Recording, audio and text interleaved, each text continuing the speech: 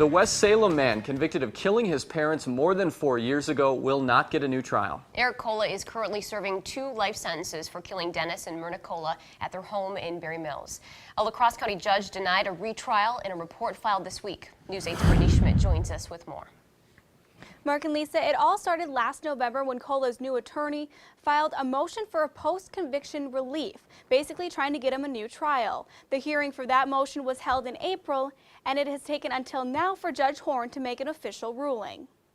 At Eric Koula's post-conviction motion hearing in April, his new attorney argued Koula should receive a new trial based on many factors. One is the instructions the jury was given at the end of the trial. There's always an instruction about reasonable doubt. There's always an instruction about credibility of witnesses. Those instructions are determined at a jury instruction conference between the judge, defense attorney, and prosecutor. Typically, there isn't a lot of disagreement.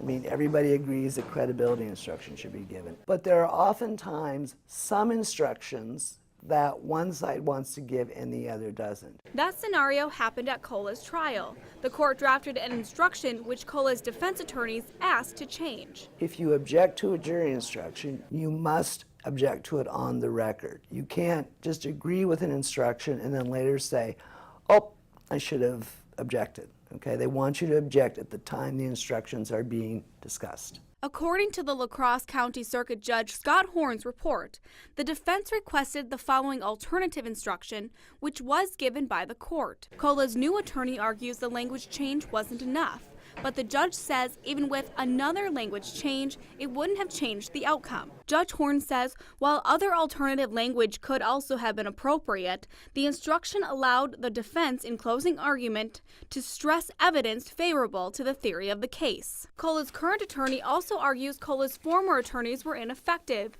but Gill says that can be hard to prove, and even if they could, it doesn't automatically mean a new trial. The court then asks, did that ineffective assistance of counsel affect in any way the finding of guilt? And in this case, Judge Horn says Koula's attorneys did their job. Counsel is strongly presumed to have rendered adequate assistance and made all significant decisions in the exercise of reasonable professional judgment.